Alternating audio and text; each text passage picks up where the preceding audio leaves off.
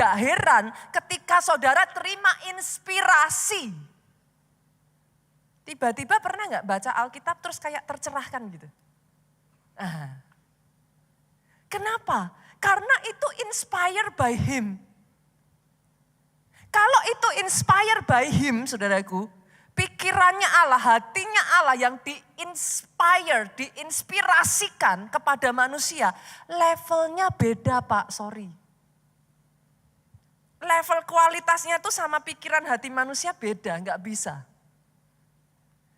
Itu sebabnya nggak heran kadang ketika saudara baca Alkitab, tiba-tiba Bu, saudara tuh ngalami kayak gini. Tadinya nggak ngerti, terus kayak ting gitu. Pernah ngalami itu ya? Terus kayak saudara ngerasa kayak,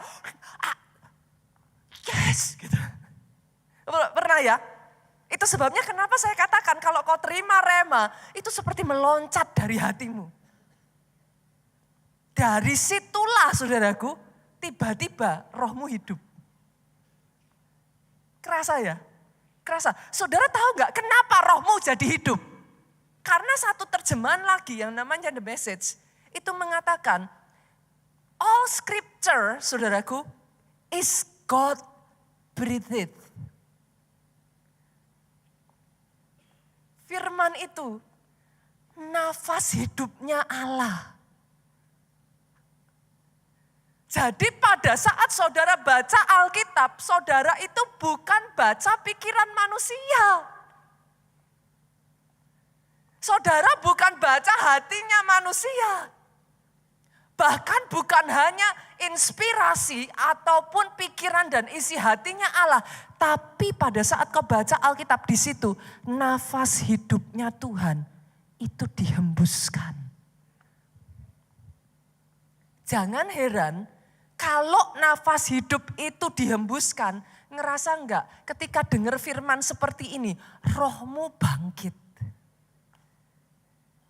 Make sense ya sekarang ya Bapak Ibu. Kenapa kalau saudara dengar firman, saudara pulang, saudara jadi kayak ada kekuatan. Masih ingat enggak pada saat penciptaan, manusia itu sudah dibentuk loh saudara, dari debu dan tanah. Sudah jadi loh Bu. Tapi Alkitab mencatat, dia belum hidup. Kenapa? Coba perhatikan ini. Dia baru jadi makhluk hidup setelah Tuhan menghembuskan nafas hidupnya. Dalam bahasa Ibraninya ya saudaraku. Tuhan menghembus seperti itu. Itu bahasa Ibraninya, ruah. Ruah itu kata yang dipakai untuk roh.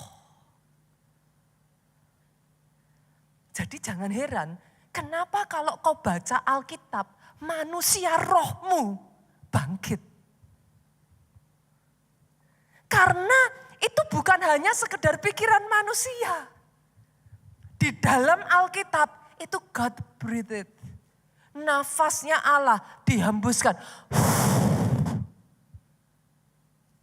Rohmu yang tadinya mati, rohmu yang tadinya down. Engkau yang tadinya sudah benar-benar terpuruk. Tiba-tiba ketika firman diberitakan, kehidupan itu mengalir. Nafasnya mengalir. Rohmu yang mati sekarang bangkit, hidup kembali. Aminnya boleh yang paling keras.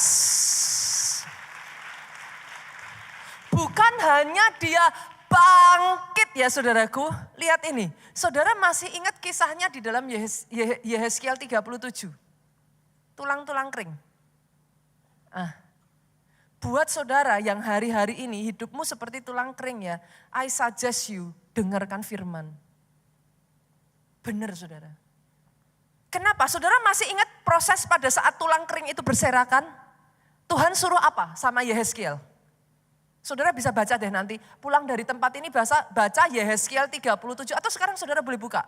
Yehezkiel 37, Tuhan tuh ngomong sama Yehezkiel gini, bernubuatlah hai anak manusia kepada tulang-tulang kering. Bernubuat itu apa saudara?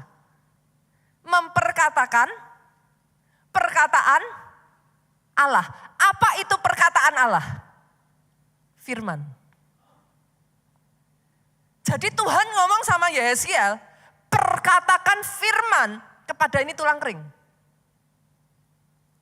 Begitu firman diperkatakan, disuruh memperkatakan apa? Nafas berhembus dari keempat penjuru mata angin. Itu bicaranya apa saudaraku? Ruah. Tiba-tiba tulang-tulang yang sudah mati tadi saudaraku, sudah kering, begitu kering. Muncul apa tuh? Urat. Muncul apa? Daging. Akhirnya apa yang terjadi? Tulang itu bergeletak, dia jadi satu. Daging timbul, urat muncul. Bangkitlah dia. Dari yang tadinya tulang kering, dia bangkit menjadi satu pasukan tentara Allah yang besar. Saya ingin menubuatkan dalam kehidupan saudara, engkau yang hari-hari ini hidupmu, rohmu sudah seperti mati, engkau yang hari-hari ini semangatmu sudah mati, engkau yang hari-hari ini sukacitamu mati. Saya perkatakan saat ini, Roh Allah itu mengalir atas hidupmu. Ruah itu dihembuskan atas hidupmu. Dan ketika ruah itu dihembuskan, satu demi satu roh yang tadinya sudah mati, saudaraku, bangkit lagi. Semangat yang sudah mulai patah, udah mulai kering, dikobarkan kembali. Itu firman, saudara. Itu firman. Itu sebabnya kenapa saya katakan love your Bible. You gotta love your Bible. You gotta love your Bible. Love your Bible. Karena saudara, bahkan ya, ini saya berkata ya saudaraku. Saudara yang hari-hari ini ya, tubuhmu ngerasa kayak apa? Gak ada kekuatan. Engkau kayak gampang capek, tubuhmu ini rasanya kayak lemes loyo saudaraku. Baca itu Alkitab terus. Karena dia membawa kehidupan. Dia membawa kehidupan bahkan bagi tubuhmu. Saudara. Itu nanti tubuhmu akan disegarkan kembali. Tubuhmu akan dibangkitkan kembali. Bahkan buat saudara ya yang tidak bisa melihat masa depan. Engkau ngelihat kayak masa depanmu suram. Engkau yang hari-hari ini gak bisa melihat masa depan keluargamu. Engkau ngerasa kayak gak ada harapan buat keluargamu. Udah ending, ini sudah berakhir. Hari ini saya berkatakan saudaraku. I speak the word of God. Saya perkatakan setiap keluarga yang sudah hampir hancur disatukan kembali. Kasih yang sudah mulai padam, yang sudah mulai mati, dibangkitkan kembali dalam nama Yesus. Oh kalau mau tepuk tangan, pik. Tepuk tangannya boleh yang paling dahsyat lagi. Katakan amin, amin, amin. Jadi dalam hidupku. Itu firman saudaraku. Itu firman. You gotta love your Bible. Karena disitulah saudaraku rohmu jadi hidup. Kalau rohmu hidup kau jadi punya kekuatan melawan. Kau jadi punya kekuatan mengalahkan daging. Kau jadi punya kekuatan mengontrol pikiran, perasaan, dan kehendak jiwa. You gotta love your Bible. Gak ada cara lain. Saudara mau bertumbuh lebih lagi? Bukan hanya mencintai Alkitab. Sorry saudaraku. You gotta believe. Saudara harus percayai Alkitabmu.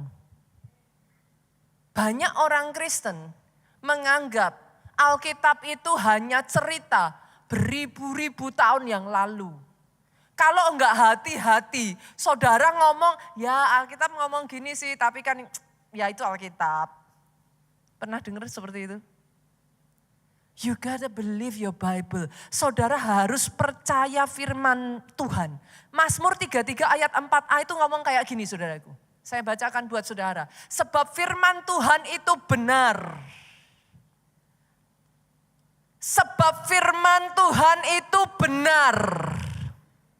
Firman-Nya bisa dipercaya. Yang sepakat katakan amin. Hari ini ya saudara saya akan ngambil waktu. Saudara melihat ya, momen-momen ini ya di gereja kita ya saudaraku. Saudara tuh di keluarga Allah, saudara itu dibangun satu demi satu. Firman itu setiap bulannya saudara akan terima firman, ada remanya, ada temanya saudara, dan itu berbeda-beda setiap bulannya. Bahkan ya saudaraku di keluarga Allah, firman itu punya tujuan bukan to entertain you, sorry. Bukan saudara. Tujuan firman di keluarga Allah, saudara datang ke gereja keluarga Allah adalah supaya rohmu bertumbuh. Yang sepakat katakan amin. Saudara kirim anak saudara sekolah supaya apa? Jiwanya bertumbuh. Betul? Dia jadi lebih pinter. Diasah pengetahuannya. Kalau saudara ke gereja, saudara bukan lihat konsernya Taylor Swift. Yang mengerti katakan amin. Di gereja yang saudara dapatkan, rohmu bertumbuh. Senggol kiri kanan, itu sebabnya ayo bertumbuh. Ayo bertumbuh. Karena tujuan saudara ada di tempat ini adalah supaya rohmu bertumbuh. Firman seperti ini, saya tahu saudaraku, ini basic-basic dasar kekristenan. Saudara nggak bisa lari. Saudara boleh pelayanan, saudara boleh lakukan semuanya itu. Tapi kalau kau tidak membaca Alkitabmu, kau tidak belajar mencintai Alkitabmu, engkau tidak mempercayai Alkitabmu, nggak bisa maksimal. Nggak akan bisa. Pujian dan penyembahan oke, bagus. Doa oke, tapi firman itu yang memberi makanan kepada roh.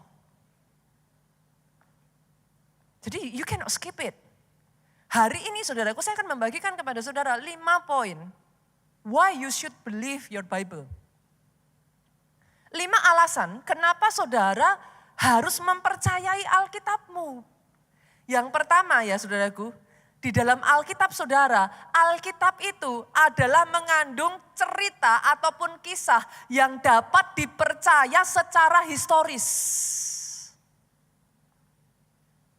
Alkitab bukan buku sejarah. Saya ngomong dulu ya.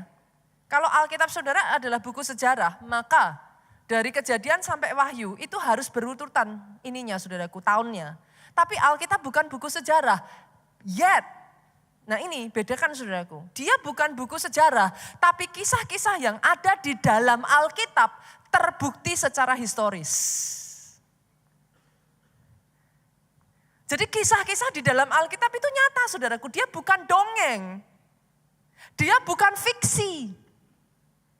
Sekian ribu tahun yang lalu, sekian ratus tahun yang lalu, sekian ribu, apa yang ditulis dalam Alkitab itu benar-benar terjadi. Jadi dia bukan fiksi loh saudaraku. Dia nyata. Itu sebabnya kalau saudara pergi ke Holy Land, berapa banyak di sini yang sudah pernah pergi ke Holy Land saudaraku. Saudara akan mendapati lokasi-lokasi yang tertulis di dalam Alkitab saudara. Itu benar-benar ada. Ketika Alkitab berbicara tentang Danau Galilea, Danau Galileanya itu masih ada sampai sekarang. Betul ada yang sudah hilang. Lokasi-lokasinya ada yang sudah musnah karena ini sudah melalui ribuan tahun saudaraku. Ratusan. Tentu saja ada yang sudah hilang. Tapi satu demi satu saudara bisa melihat bukti-buktinya. Kenapa saudara ikut Holy Land? Sorry, bukan happy-happy berwisata saudara. Itu efek samping gitu saudara. Tapi ketika saudara pergi ke Holy Land, di situ saudara dapat living proof. Ada buktinya loh, bener ada loh. Memang tempatnya ada dan yang namanya sejarah harus dibuktikan oleh kesaksian orang-orang saksi mata di dalamnya. Alkitab saudaraku itu dipenuhi dengan saksi mata. Para penulis Alkitab saudaraku, mereka adalah saksi mata yang menyaksikan semua yang terjadi di zaman itu. Di perjanjian lama, saudara mengenal Musa. Musa menulis Keluaran, Musa menulis kitab-kitab yang ada di pertama awal, saudaraku. Lalu saudara berjalan lagi, saudara menemukan para nabi. Betul? Dari Yesaya, dari Yeskiel, nabi-nabi besar, Yeremia, saudaraku. Mereka adalah saksi mata yang benar-benar menyaksikan apa yang terjadi pada saat itu.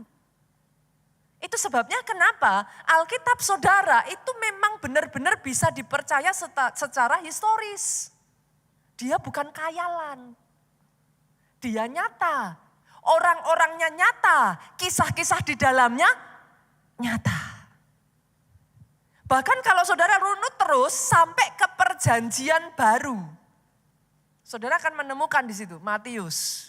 Nyata, Markus nyata, Lukas. Nah, saya akan ajak saudara melihat ya. Kenapa ke Lukas? Karena Lukas ini seorang tabib, saudara. Dokter. Bapak Ibu di sini yang kalau ada yang seorang dokter tahu. Yang namanya dokter terbiasa tuh. Diajar berpikir thinking critical. Runut gitu saudaraku. Harus di jurnal, kan kayak gitu. Harus satu demi satu. Itu sebabnya saya akan mengajak saudara lihat Lukas.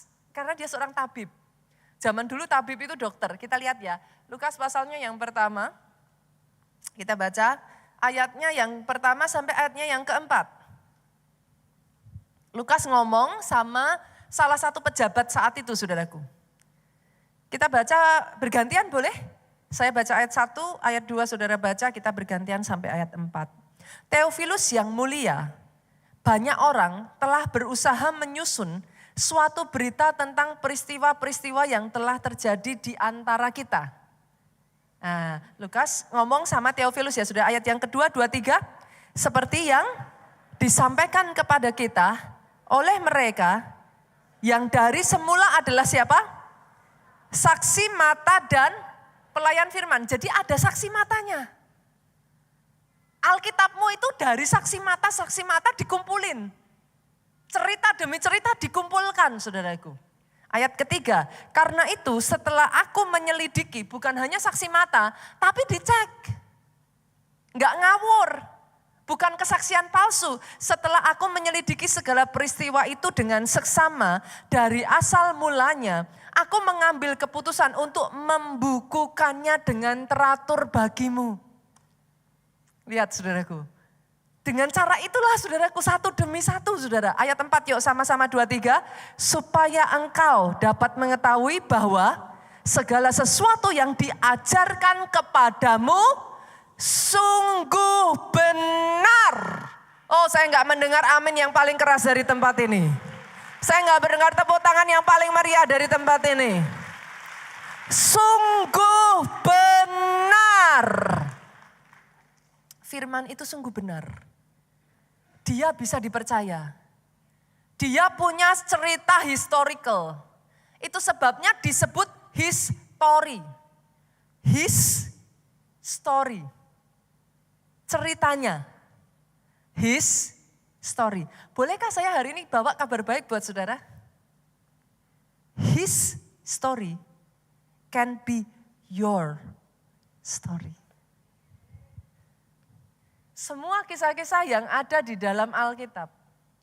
Saya berdoa ya saudaraku, kau bukan hanya membacanya, tapi kau mengalaminya secara pribadi. Kenapa saya katakan ruah, firman itu mengandung kehidupan saudaraku. Itulah yang dialami, media boleh munculkan. Seorang hamba Tuhan besar yang bernama Yonggi Cho. Long time ago saudaraku, saat ini Pastor Yonggi Cho sudah berpulang saudara. Media boleh dikeluarkan, dimunculkan dari tambahan materi. Long time ago saudaraku, pada saat Pastor Yonggi Cho ini bahkan belum bertobat saudara. Dia masih belum bertobat. Pastor Yonggi Cho ini sudah hampir mati saudaraku, sudah hampir meninggal. Kenapa? Karena di zaman itu saudaraku masih perang Korea ya saudaraku. Ini Pastor Yonggi Cho saudaraku. Masih perang Korea pada saat itu saudaraku, keadaan itu belum baik. Pastor Cho ini terkena yang namanya tuberkulosis, TBC. Di zaman itu saudaraku, penyakit TBC itu penyakit yang tidak ada obatnya. Pasti meninggal. Nah, satu ketika di rumah sakit, di kamar rumah sakit di mana dia sudah menanti kematiannya saudara. Ada seorang wanita yang mendatangi Pastor Cho dengan membawa Alkitabnya dan memberitakan tentang Injil Yesus Kristus. Pastor Cho marah, dia usir wanita ini, tapi tidak peduli seberapa kali pun wanita ini diusir, tiap hari wanita itu datang. Sampai saking marahnya Pastor Cho, saudaraku, dia usir, dia marah-marah. Dia ngomong sama wanita ini, biarkan aku mati dengan tenang. Karena sudah begitu kencang diusirnya, saudaraku, wanita ini cuma ngomong kayak gini, oke, aku gak akan datang lagi. Tapi aku tinggalkan sebuah buku sakti. Kalau kau mau hidup, baca buku ini. Wanita itu meletakkan buku Alkitab itu di meja dari rumah sakit tempat Pastor Cho dirawat, saudaraku. Yang membuat Pastor Cho sangat marah, dia ambil buku itu, dia lempar, dia banting, saudara. Wanita ini keluar dan wanita ini tidak datang lagi. Tetapi saudaraku, dari waktu ke waktu, berapa banyak yang pernah ngalami di rumah sakit itu cengok, saudara. Enggak ngapa-ngapain, saudaraku. Di rumah sakit itu ya saudara ya mau apa gitu. Akhirnya lama-kelamaan Pastor Cho kepo gitu, saudara. Dia penasaran dengan buku yang diberikan. Dia ingat kata-kata dari wanita yang mendoakan dia setiap hari itu dan berkata, kalau kau mau hidup, baca buku ini. Tahukah saudara, dari hari lepas hari Pastor Cho baca buku itu. Awalnya dia nggak mengerti. Dia baca buku itu. Awalnya nothing happen. Dia baca, dia baca, dia baca. Sampai dia menutup usianya di usia yang ke-99 tahun, saudaraku. Dia tidak mati. Tuberkulosis tidak menghentikan langkahnya. Dia hidup. Dia menjadi seorang hamba Tuhan besar. Dia membawa banyak jiwa. Gereja terbesar pertama di dunia yang pernah ada. Pada saat itu jemaatnya pernah mencapai hampir 1 juta orang di Korea. Gereja pertama yang sangat unik yang melarang jemaatnya untuk datang beribadah. Kenapa? Karena tempat ibadahnya terbatas. Dia ngomong, minggu ini kamu kalau sudah ibadah, minggu depan jangan ibadah ya. Kasih kesempatan yang lain buat ibadah katanya. Saking udah gak cukup, saudaraku. Kegeraan terjadi begitu besar. Pastor Cho hidup. Ketika dia baca itu Alkitab. Dia baca itu Alkitab. Dia baca itu Alkitab. Tiba-tiba roh itu berhembus. Tubuhnya yang sudah satu demi satu, saudaraku, sel-selnya yang sudah mulai mati dihidupkan kembali. Itu sebabnya mujizat terjadi. Oh, aminnya yang paling keras. History can be your story. Itu yang terjadi pada mama saya, saudaraku. Satu kali, saudaraku, mama saya itu ngalami didiagnosis dokter terkena kista, saudara. Sekalipun anaknya sudah 3, tapi dokter mengatakan, saudara, kista ini harus diangkat. Dan karena kista ini terletak di tempat yang tidak bisa hanya diangkat begitu saja, harus diangkat serahim-rahimnya. Itu pukulan yang sangat berat sekali bagi mami saya. Waktu itu saya masih kecil ya, saudaraku, saya belum memahami terlalu banyak. Jadi pada saat itu, saudaraku, saya hanya bisa melihat mami saya sedih sekali. Disitulah, saudara, mami saya berlari kepada Tuhan. Disitulah mami saya mengejar dan mencari rema yang dari Tuhan. Pastor, apa yang pastor maksud dengan pastor mencari rema dari Tuhan? Baca tuh Alkitab terus, saudara. Baca terus. Itu cara saya mencari rema. Nanti saya ceritakan, saudaraku. Mami saya terus baca Alkitab. Sampai tiba-tiba dia membaca sampai di satu ayat yang mengatakan seperti ini. Segala sesuatu yang tidak ditanam oleh Tuhan, dicabut sampai ke akar-akarnya. Dicabut sampai ke akar-akarnya. Matius pasal 15 ayat 13. Setiap tanaman yang tidak ditanam oleh Bapakku yang di surga akan dicabut sampai akar-akarnya. Tiba-tiba pada saat mami saya membaca itu, saudaraku, pengertian itu muncul. Tadi saya katakan inspirasi. Pikiran Allah itu masuk. Tiba-tiba dia memberikan hikmat. Kista, kanker, tumor itu seperti akar. Dia ada di dalam tubuhmu. Tiba-tiba seperti mami saya tercelikkan. Imannya bangkit. Dan dia katakan, engkau akar-akar kista, engkau akar-akar apapun yang ada di dalam tubuh, dicabut. Itu seperti kayak iman bangkit begitu saja saudaraku. Waktu berjalan, nah ini, saudara harus mengerti, itu bukan berarti langsung saat itu juga hilang ya saudara. Sebagian orang alami itu. Tapi every single day, mami saya memperkatakan itu. Every single day, mami saya memperkatakan itu. Kemarin di Solo, saya tuh membaca satu kayak semacam ini saudaraku. Kata afra kedafra. Saudara yang mengikuti kemarin kalau saudara ini ya saudara bisa cari di YouTube-nya saudaraku. Karena saya khotbah di Solo. Afra kedafra itu berasal dari stem word, akar kata bahasa Ibrani. Afra itu artinya I will create. Kedafra artinya adalah as I speak. Kalau anak kecil mainan ya sim salabim, abrakadabra. Nah ternyata kata afrakadabra itu berasal dari root akar kata saudaraku. I will create as I speak. Itulah kebenaran firman. Kalau saudara nyebut itu saudara sebenarnya kata profetik. That's it. Pada saat mami saya memperkatakan itu. Setiap tanaman yang tidak ditanam Bapakku yang di surga akan dicabut sampai ke akar-akarnya. Itu diperkatakan terus saudaraku.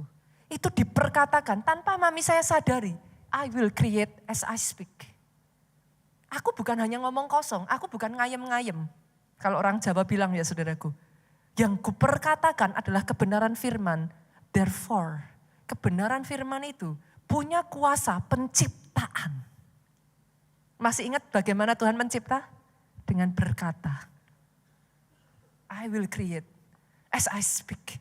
Mami saya berkata, mami saya terus memperkatakan. Sampai satu titik, maaf saudaraku, ketika mami saya buang air kecil. Tiba-tiba pluk. Jatuh semacam kayak daging merah saudara. Mami saya nggak tahu apa itu. Daging merah jatuh begitu saja tidak terasa apapun. Mami saya bingung. Ada apa yang terjadi, tapi pada saat itu terjadi tiba-tiba, nah inilah saudaraku, firman kembali berbicara, engkau sembuh, engkau sembuh, engkau sembuh. Itu seperti iman mami saya bangkit dan saat itu mami saya berkata, yes aku sembuh. Mami saya pergi ke dokter saudaraku, diperiksa. Kistanya sudah hilang sama sekali. Sampai detik hari ini tidak pernah keluar lagi. Sembuh total. Boleh sekali lagi tepuk tangannya yang paling meriah buat Yesus Tuhan kita. Tepuk tangannya boleh yang paling dahsyat buat Yesus Tuhan kita. His story can be your story. Itulah yang terjadi pada saya saudaraku. Pada saat saya punya anak saya yang pertama, Jessica. Sama saudara. Karena saya berdoa sama Tuhan jangan punya anak dulu, kami masih perintisan di pelayanan saudara. Jadi saya berpikir kalau saya cepat-cepat punya anak, kasihan anaknya. Karena dari pagi sampai malam, saya tuh bisa keluar rumah jam 7, pulang-pulang jam 12, jam 1 pagi saudaraku. Jadi saya berpikir lah kalau seperti itu terus anak saya mau digimanakan, kayak gitu. Jadi saya nego sama Tuhan jangan dikasih anak dulu gitu. Seperti yang saya pernah ceritakan ya saudaraku, saya menikah muda saudara. Jadi saya bilang Tuhan jangan kasih anak dulu, saya mau bekerja dulu, saya mau melayani Tuhan dulu gitu. Sampai satu ketika Tuhan ngomong, kamu saya kasih anak. Wah itu saya negonya, saya kasih syarat. Pokoknya Tuhan ngomong, kamu mau saya kasih anak gitu. Akhirnya benar saudara, ternyata saya hamil. Nah karena nggak siap, hamilnya posisi nggak siap. Saya juga nggak tes, nggak cek sama sekali. Sampai waktu ke dokter sarankan kamu harus cek dulu torch. Zaman sekarang udah paham ya saudara kalau mau hamil saudara tes dulu.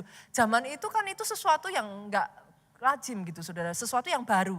Ketika saya tes torch, itu anak saya Pak Jo pernah saksikan juga, anak saya itu dinyatakan hasil tes saya itu kalau saya nggak salah ya saudara, rubella dan CMV-nya itu positif.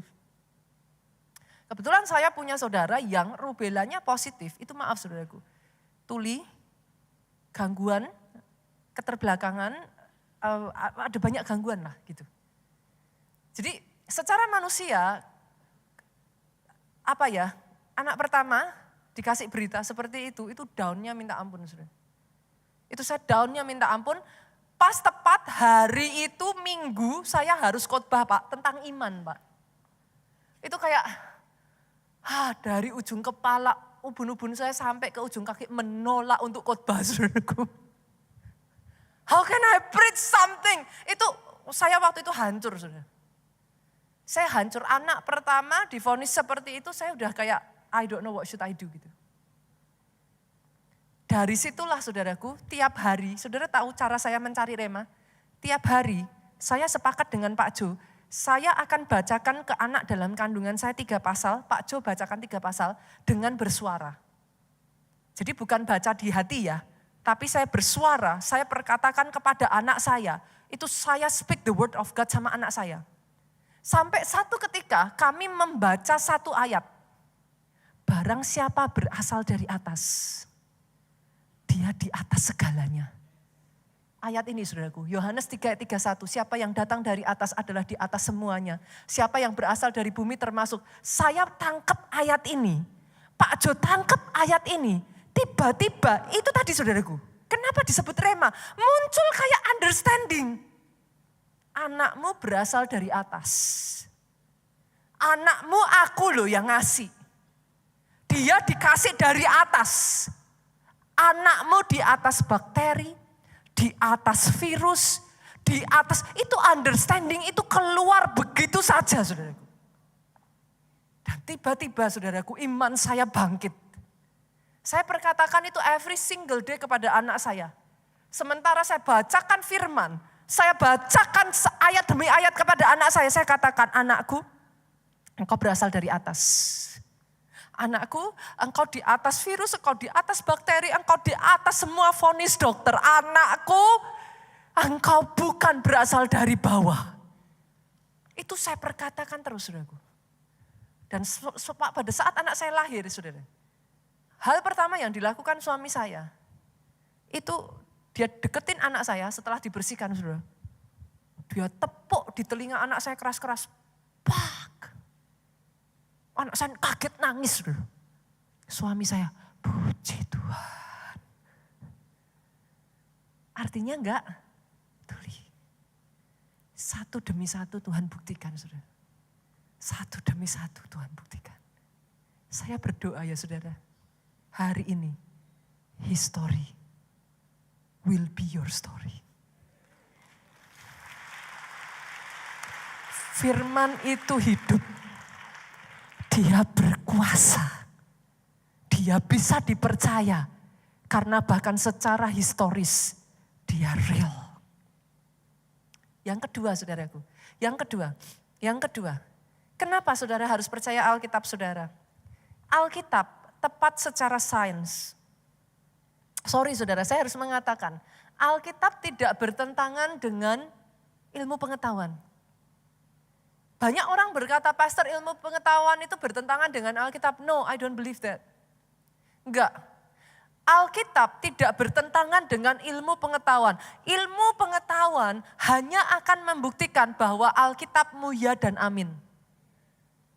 Mungkin ada sebagian yang belum dimengerti. Karena menunggu waktu untuk dibukakan. Saudara, tadi saya sampaikan, itu adalah pikiran Allah. Itu isi hatinya Allah, dia begitu deep.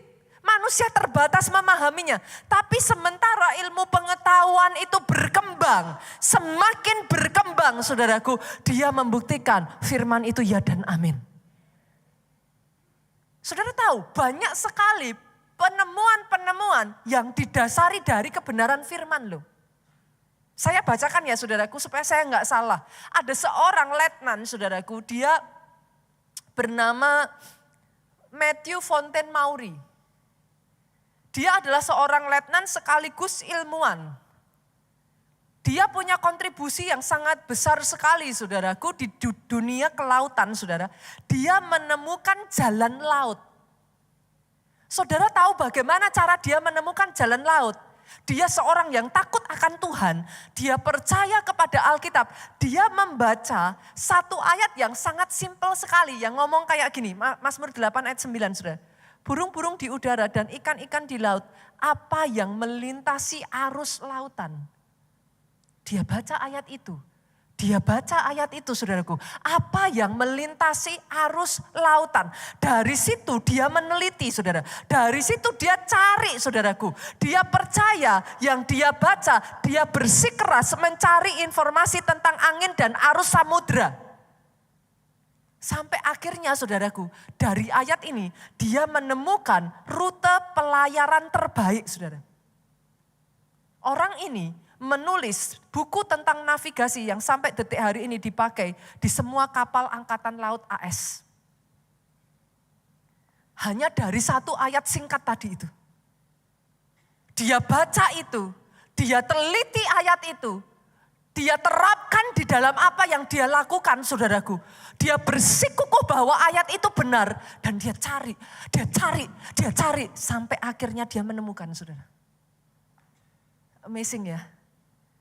Amazing saudaraku. Saya lanjutkan lagi. Ada seorang yang bernama Dr. William Harvey. Dia ahli bedah Inggris di tahun 1682 saudaraku. Ini udah lama sekali saudara. Tahun 1682 dia membuktikan adanya sirkulasi darah yang membawa oksigen dan makanan ke seluruh tubuh. Zaman sekarang saudara baca ini saudara, semua orang tahu itu pastor. Zaman itu ini adalah terobosan ilmu pengetahuan saudara. Dan tahukah saudara, dia menemukan teori ini saudaraku, terobosan medis yang terbesar di zamannya ketika dia membaca Imamat 17 ayat 11. Kita lihat yuk, Imamat 17 ayat 11, boleh dimunculkan? Karena nyawa makhluk ada di dalam darahnya. Dia baca itu saudara. Oh saya berdoa ya saudaraku. Orang-orang jemaat keluarga Allah di tempat ini kau mencintai Alkitabmu sampai sedemikian. Ayat ini menginspirasi dia. Nyawa makhluk ada di dalam darahnya. Dan aku telah memberikan darah itu kepadamu. Itu masuk dalam hidupnya. Diselidiki sama dia saudaraku. Apa nih yang Tuhan maksud? Dengan ayat ini, nyawa makhluk ada di dalam darah. Dia melakukan penelitian itu dan menemukan bahwa sirkulasi darah membawa oksigen dan makanan ke seluruh tubuh. Itu sebabnya disebut oleh Alkitab, nyawa makhluk ada di dalam darahnya. Satu demi satu penelitian saudaraku. Lanjut ya, menarik ya saudaraku ya. Lanjut. Tahun 1519, seorang pelaut bernama Ferdinand Magellan, saudaraku, belayar untuk membuktikan. Karena pada saat itu kalau saudara yang pernah mendengar ya, orang zaman itu percaya bahwa bumi itu kotak. Bumi itu datar. Sorry saudara. Jadi orang zaman itu gak seperti kita, mempercayai bumi itu bulat. Mereka masih percayanya bumi itu datar. Tapi Ferdinand Magellan membaca Yesaya pasal 40 ayat 22 yang sudah ditulis saudaraku. Ini berabad-abad sebelumnya. Yesaya mengatakan dia yang bertata di atas bulatan bumi. Ferdinand Magellan membaca ayat ini. Dan dia berjuang untuk membuktikan ayat ini. Dia mengelilingi dunia dan membuktikan bahwa bumi berbentuk bulat. Saudara, science tidak bertentangan dengan Alkitab. Science can only prove that your Bible is true. Your Bible is ye and amin. Alkitabmu itu ya dan amin. Pastor, banyak hal-hal yang belum bisa dibuktikan. Yes, I understand. Nanti saudara lihat ya, menanti penggenapannya. Karena manusia terbatas pemahamannya.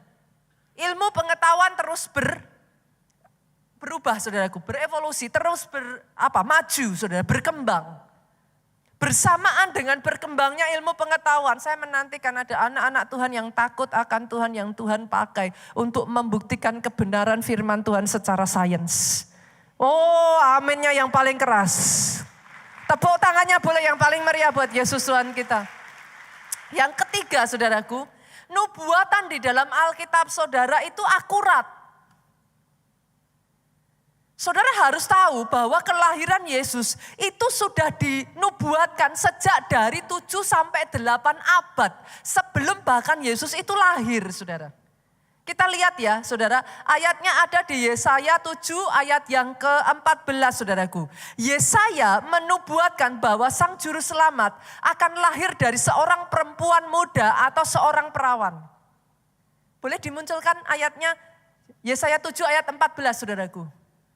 Sebab itu Tuhan sendiri yang akan memberikan kepadamu suatu pertanda. Sesungguhnya seorang perempuan muda mengandung dan akan melahirkan seorang anak laki. Ia akan menamakan dia Immanuel. Ini sudah dinubuatkan 7-8 abad sebelum bahkan Yesus itu dilahirkan, saudaraku. Kita lihat lagi ya. Mika di sekitar 700 SM menubuatkan bahwa Sang Juru Selamat akan lahir di Bethlehem. Mika 5 ayat yang kedua. Nanti bisa dimunculkan ya, saya lanjut lagi ya saudara karena waktu kita terbatas.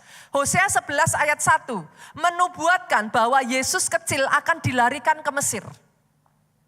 Jadi satu demi satu itu sudah dinubuatkan saudaraku dan terjadi. Nubuatan yang ada di dalam Alkitab saudara itu akurat. Bukan hanya kelahiran Yesus, kita jam ya. Bahkan tentang kematian Yesus, Mazmur 34 ayat 21 itu sudah menulis, tidak ada satupun tulangnya yang patah. Saudara tahu pada saat penjahat di kiri dan kanan Yesus mati, itu dipatahkan tulangnya saudaraku. Tapi Yesus tidak disentuh. Jadi tepat seperti yang dinubuatkan, tidak satu pun tulangnya. Itu benar-benar terjadi saudaraku. Kita lihat lagi ya, Mazmur 22 ayat 17 sampai 19 menubuatkan. Yesus akan ditonton, jubahnya akan diundi dan tangannya akan dipaku. Itu sudah tertulis saudaraku. Boleh dimunculkan ya saudara nanti sambil baca. Yesaya 53 menubuatkan bagaimana Yesus akan ditangkap dan disiksa. Sampai rupanya sudah tidak berbentuk, saudaraku. Itu sudah dinubuatkan. Mungkin saudara bisa baca satu demi satu. Satu demi satu semuanya itu nubuatan itu akurat. Boleh nggak senggol kiri kanan? Pelajari Alkitabmu yuk. Saya berdoa ya sejak dari hari ini ya saudaraku, saudara bukan hanya mendengar firman, tapi saudara menyadari betapa dahsyatnya kuasa di dalam buku sakti yang ada yang Tuhan berikan dalam hidupmu. Dia bukan dongeng, dia bukan fiksi, dia bukan omong kosong, dia bukan pikiran manusia. Dia pikiran dan isi hatinya Allah, inspirasinya Allah, dia God breathed, dia nafas kehidupan yang diberikan kepada saudara. Boleh enggak saudara, saya minta. Jemaat keluarga Allah ikut somyuk. Ikuti SPR di gereja kita. Pastor apa itu SPR? Skema perjalanan rohani. Saudara dituntun untuk ikut encounter. Saudara dituntun untuk ikut som. Saudara dituntun ikut ISBC. Ini baru saja batch ISBC yang terakhir ini baru berangkat. Nanti Juni akan ada lagi saudara. Tapi ayo buat saudara yang sudah pelayanan. Tapi saudara bahkan belum encounter. Saudara belum ISBC. Saudara belum ikut som. Ikut. Kenapa saudara? Senggol kiri kanan, jangan jadi orang Kristen KTP. Saudara itu jadi apa? Target serangan iblis loh. Tapi enggak punya senjata. Apa? Gundul gitu saudaraku. Kosong, enggak punya perisai. Saudara enggak punya ketopong keselamatan, saudara enggak punya pedang roh. Terus saudara mau perang pakai apa? Gunakan pedang roh, firman itu saudaraku. Untuk menghancurkan tipu muslihat iblis. Mengalahkan kebohongannya, menang terhadap masalah demi masalah dalam hidupmu. Jangan jadi orang Kristen yang gak ngerti apa-apa saudaraku. Sayang gitu. Yang keempat, ini amazing sekali saudara. Lihat ini saudaraku. Alkitab saudara punya kesamaan tema yang konsisten. Bayangkan ini ya saudaraku. Alkitabmu ditulis oleh lebih dari 40 orang yang berbeda. Dari zaman yang berbeda. Mencakup lebih atau sekitar 1.500 tahun. Bisa tektokan enggak saudara? Enggak bisa dong. 1.500 tahun loh. Mana bisa? Alkitabmu ditulis dari 3 benua yang berbeda. Jaraknya begitu jauh, satu dengan yang lainnya.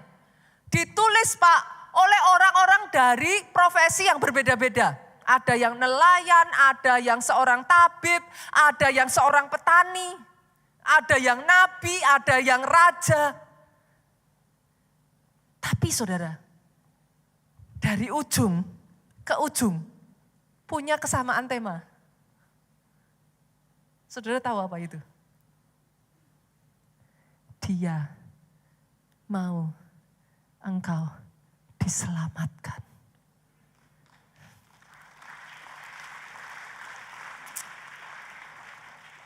Saya waktu mempelajari ini, air mata saya mengalir, saudara. Kalau Alkitab saudara ini bisa dijadikan drama Korea ya saudaraku, itu akan menyentuh hati sekali. Kebayang gak saudaraku, dari abad demi abad ya. Dia berusaha menyelamatkan engkau loh saudara. Melalui 1.500 tahun dia tetap berusaha untuk menarik engkau dan dia gak mau kehilangan engkau. Dia kirimkan nabinya, dia kirimkan utusannya, dia kirimkan siapapun yang dia bisa lakukan sampai terakhir. Dia kirimkan anaknya yang tunggal. Itu kalau dibikin drakor saudara. Melalui 1.500 tahun. He just want you to get saved. Saudara punya Tuhan yang sangat sweet. He love you that much. Bagaimana mungkin orang dengan keanekaragaman perbedaan lintas abad saudaraku bisa menulis satu kesamaan tema. Salvation comes from Jesus Christ.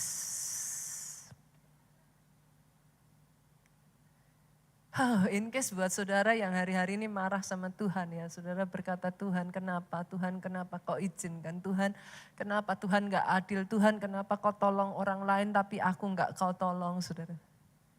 Dia pergi 1.500 tahun, every single year tanpa gagal, without fail, dia gak menyerah sampai dia menemukan engkau loh saudara.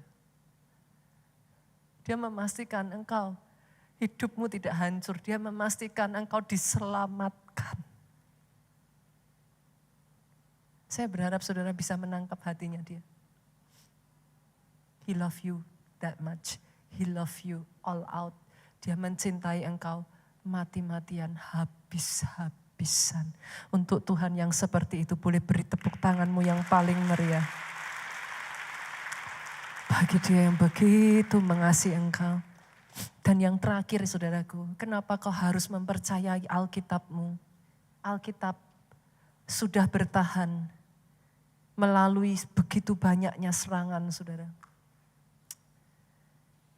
Saudara, have you ever wonder saudaraku? Alkitab saudara itu kan usianya udah tua sekali ya. Bagaimana sampai detik hari ini bisa sampai di tangan kita loh Pak? Dan apakah Alkitab yang ada di tangan kita ini benar-benar tulisan aslinya? Itu amazing sekali loh saudaraku. Amazing sekali. Saya bacakan ya, Yeremia pasalnya yang ke-36 ayat 21. Jadi sejak dari zaman dulu, Alkitab saudara itu sudah mau dibakar, sudah mau dimusnahkan, sudah mau dihancurkan. Ini salah satu kejadiannya, raja menyuruh Yehudi, namanya Yehudi saudara, mengambil gulungan itu. Lalu ia mengambilnya dari kamar panitera Elisama itu. Yehudi membacakannya kepada raja dan semua pemuka yang berdiri dekat raja. Jadi Yehudi membacakan gulungan kitab. Waktu itu adalah bulan yang ke-9 dan raja sedang duduk di balai musim dingin. Sementara di depannya api menyala di perapian. Ayat 23 yuk sama-sama kita baca 23. Setiap kali apabila, siapa saudara? Yehudi selesai membaca 3-4 lajur. Apa yang disuruh raja? Raja mengoyak-ngoyaknya dengan pisau raut. Lalu dilemparkannya ke dalam api yang di perapian itu. Sampai seluruh gulungan itu habis dimakan api yang di perapian itu. Bayangkan saudaraku. Ini kitab yang sudah ditulis, itu berkali-kali hendak dimusnahkan. Tapi coba lihat saudaraku, ayat yang ke-27. Kita lompat ya. Sesudah raja membakar gulungan berisi perkataan-perkataan yang dituliskan oleh Baruk. Langsung dari mulut Yeremia itu. Maka datanglah firman Tuhan kepada Yeremia bunyinya. Sudah dibakar, Yeremia enggak tahu. Tuhan ngomong sama Yeremia, Tuhan suruh apa?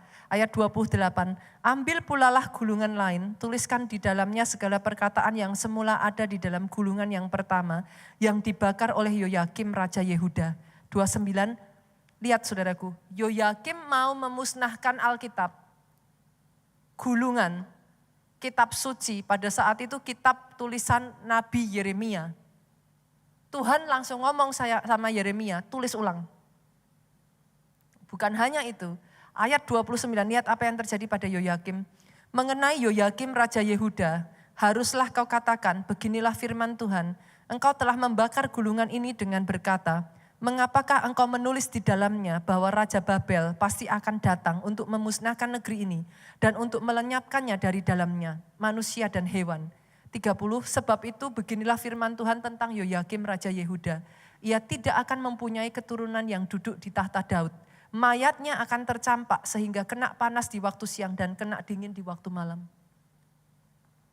Habis saudaraku. Jadi bukan firmannya yang musnah, tapi Yoyakimnya yang dimusnahkan. Dan kalau saudara nanti kapan ya saudaraku, ada waktu saudara pergi ikut Holy Land ya. Saudara akan pergi ke satu tempat di mana di situ ditemukan gulungan-gulungan kitab, tulisan dari Nabi Yesaya. Nabi-nabi yang lain saudaraku. Itu masih dan ditemukannya dengan cara yang ajaib. Di-preserve dengan baik. Dan tepat persis seperti kitab yang saudara baca hari ini. Tuhanmu ajaib.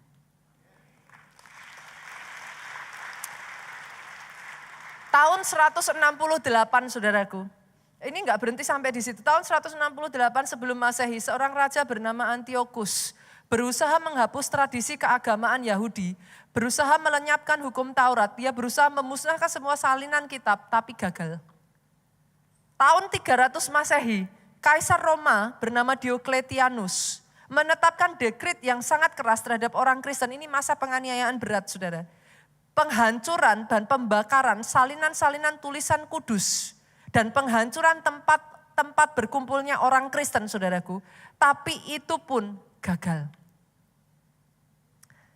Berjalan lagi saudaraku, seorang penulis Perancis bernama Voltaire yang terkenal benci terhadap Alkitab memprediksikan bahwa 100 tahun ke depan kekristenan akan lenyap, hanya menjadi memori yang menguap. Lihat ini saudaraku, justru sebaliknya yang terjadi, nama Voltaire lah yang lenyap di telan bumi dan lihat ini saudaraku, luar biasanya The British of Foreign Bible Society satu kali membeli perpustakaan Voltaire.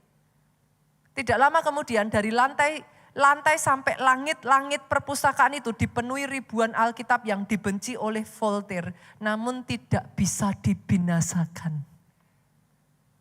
Itu tuh satu demi satu cerita ya saudaraku, kitab suci yang kau punya di tangan saudara itu bukan sembarang buku. Saya berdoa sejak dari hari ini orang Kristen menyadari betapa dahsyatnya kuasa yang terkandung di dalam firman Tuhan. Saya mengundang pemain musik boleh maju ke depan. Saya akan bacakan ayat yang terakhir saudaraku. Matius 5 ayatnya yang ke-18. Karena itu aku berkata kepadamu, sesungguhnya selama belum lenyap langit dan bumi ini, satu iota atau satu titik pun tidak akan ditiadakan dari hukum Taurat. Sebelum semuanya terjadi. Masih ada nubuatan-nubuatan yang belum terjadi saudara. Tapi akan terjadi. Artinya kalau di dalam Alkitab mengatakan ada surga dan ada neraka, ya surga dan neraka sungguh ada. Artinya kalau di dalam Alkitab mengatakan Yesus akan datang kedua kalinya, He will come. Dia akan datang kedua kalinya. Belum tergenapi, belum terjadi, tapi menanti penggenapannya. Hari ini Bapak Ibu, izinkan saya mengatakan kepada saudara,